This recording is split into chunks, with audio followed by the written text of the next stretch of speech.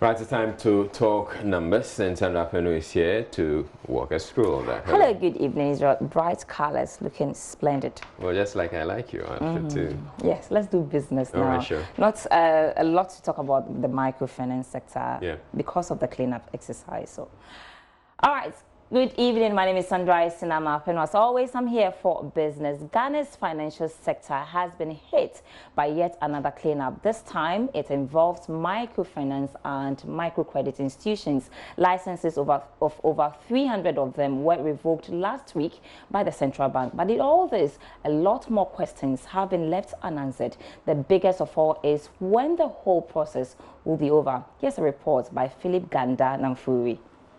Yet again, Ghana's financial services industry has undergone another transformation. The latest to experience the cleanse is the microfinance sector, which saw a total of 386 institutions collapse, leaving the number at 168.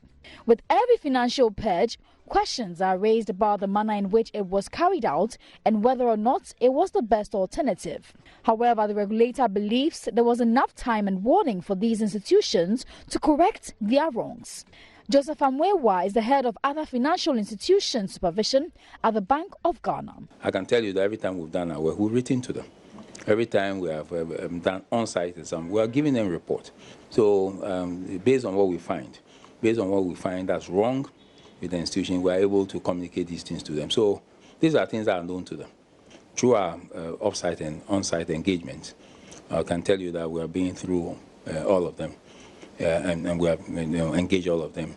We've been in contact with all of them, and we've been having conversations. What then becomes of the affected institutions? Was this move expected, and what do they make of it?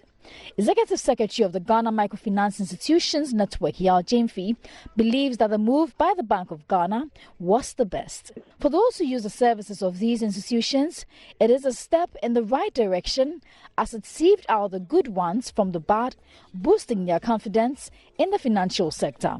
You go there later on and you get your money. You want your money back, and they will tell you go and come some other time. Meanwhile, you need the money urgently to do your business or move on with something else. Yeah, so I think they stepped in the right direction.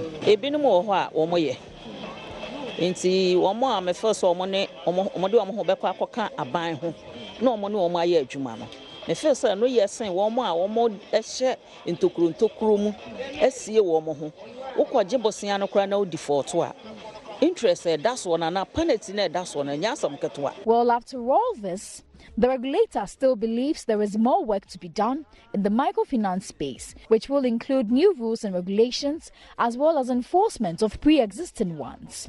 For now, we must wait and see if these moves will indeed restore confidence and trust in the financial and banking space. We hear after these, the rural and community banks are next, and perhaps savings and loans. So I guess there's more coming.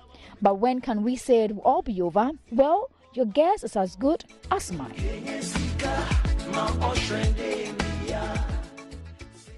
Meanwhile, some microfinance and credit union institutions are said to have been hit by panic withdrawals following the cleanup. As a way of rebuilding public confidence, the Ghana Cooperative Union Credit Union Association has embarked on a sensitization campaign to correct misconceptions about the sector. General Manager of the association, Emmanuel Kofi, spoke at the press conference in Accra. The Bank of Ghana has not revoked the license of any credit union in Ghana in its bid to sanitize the microfinance sector. Credit unions remain one of the safest, sound, and viable financial institutions that are preparing the financial inclusion agenda spelled out in the goal, one of the sustainable development goals, that is eradicating poverty by the year 2030. KUA, by this press conference, seeks to clarify and demystify the misconception that has led to panic withdrawals in some credit unions across the country. I wish to state emphatically that no credit union has been declared insolvent or its license revoked in the latest move by Bank of Ghana to sanitize the microfinance ecosystem. Credit unions have existed in Ghana for over 60 years, promoting economic development among members, and as a member-owned institutions, we remain consistent. Still on the banking sector, the Bank of Ghana is assuring the public that Barclays Bank Ghana is in good standing despite the recent regulatory action taken against it. The regulator is in a statement also maintained that the bank is solvent and liquid. George Wafi has more in this report. Official notice from the Bank of Ghana was, however, silent on whether the 4.6 million Ghana cedi fine still stands and whether Barclays has taken steps to pay the said fine, but only to say that the misconduct which Bank of Ghana claimed Barclays has misled the public with questionable quotes have been resolved after some engagement with officials of Barclays. It is, however, not clear for now what might have informed the statement from the regulator. Following the announcement this week, we picked up some WhatsApp messages circulating in the public. We sought to suggest that the bank was in crisis and government was trying to close it or merge it with another institution, a claim that was rubbished by Barclays Bank in a notice to its clients. However, our sources say the statement from the Bank of Ghana only sought to assure the public that the bank was well capitalized and wasn't in crisis.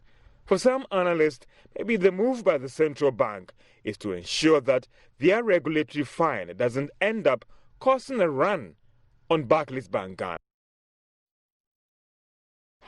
So the Bank of Ghana has actually been responding to these circulations on social media about an intended exercise in the rural and community bank sector. And the statement says the attention of the Bank of Ghana has been drawn to malicious messages circulating on social media platforms such as WhatsApp and Facebook that an intended clean-up of rural and community banks subsector by the Bank of Ghana would negatively affect depositors' funds with the rural and community banks, urging them to move their funds to other institutions. The statement added that for the avoidance of doubt, the clean-up exercise is only directed at insolvent and illiquid financial institutions which are not able to meet depositors' withdrawals. The exercise is to enable depositors have access to their funds. The Bank of Ghana would want to encourage the public and customers to continue to do business with the rural and community banks that are solvent, liquid and strong. For further details, Bank of Ghana is urging the public to contact the other financial institutions supervision department of the Bank of Ghana for details, and their number is right there. You can have access to it and call them. That's all for business for now with me, Sandra Esinam, our News.